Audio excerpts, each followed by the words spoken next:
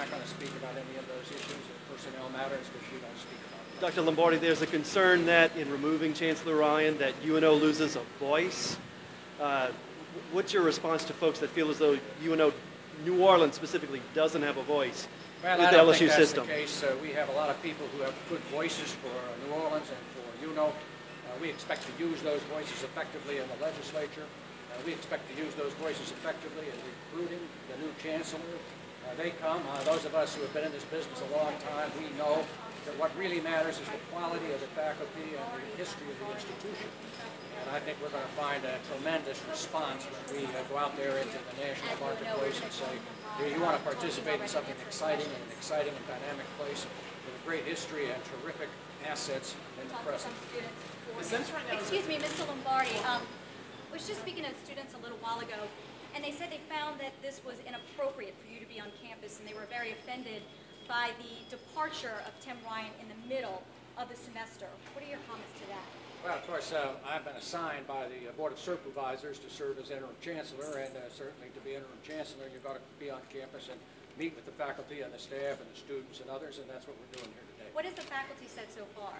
Well, of course, I haven't met with the faculty yet. I just met with the deans and the chancellor and the vice chancellors, and I think we're all focused on the same issue, which is how to make sure that UNO prospers in the future, that we get through this budget crisis with UNO strong and prosperous, and that we are successful in moving this campus forward. And Ryan said the fact that you said that he didn't want to play along, so to speak, with the budget cuts and make this become another branch of LSU. How do you answer to those allegations? Well, as I say, I'm not going to talk about the chancellor, but the point that we have a branch campus here, I don't know who would imagine that. This is an outstanding urban research university. It has 50 years of history. It has an independent voice. It has a personality of its own, and anybody who imagines that this is somehow a branch of some other campus is deaf, dumb, and blind. The sense among some of the faculty and students here, sir, is that Dr. Ryan was somehow punished because he wanted to stand up against the system and fight for funding for UNO. Is there any bearing to that? People here are worried that UNO isn't getting its fair shake in terms of funding. Well, I think if you look at the record, UNO has had its fair shake of funding, which has been pretty pathetic given the kind of funding that we've been provided over the years.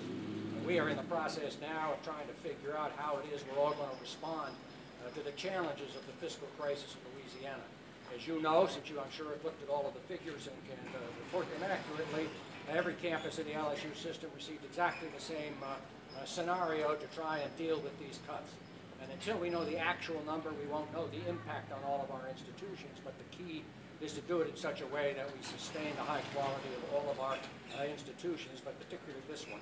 What is the timeline now to replace Dr. The timeline is that we will appoint the search committee as soon as possible and hire a search firm, and they will begin that process. Part of that process usually takes anywhere from 3 to 6 months, sometimes longer, but we don't think it'll be that long here. This is such an attractive opportunity for a national candidate of significance. Dr. Ryan, there was wondering how the conducted resolution with the University Senate passed yesterday. Are you agree with that? No.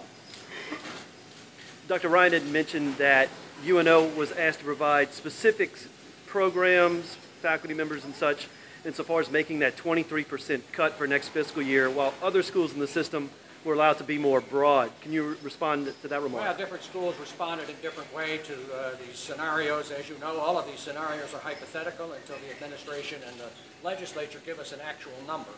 And this makes it extraordinarily difficult for us to plan. Each of our campuses has taken a somewhat different approach, and we have tried to allow these things to be done at the local level as appropriate, as determined by the faculty and the administration.